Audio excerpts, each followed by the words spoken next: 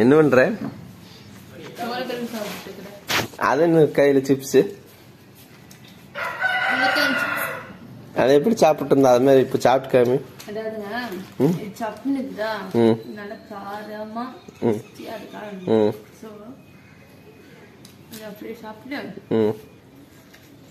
Time எவ்வளவு பாப்பா? காலையில 7:30 மணி. 7:30 மணிக்கு சிப்ஸ்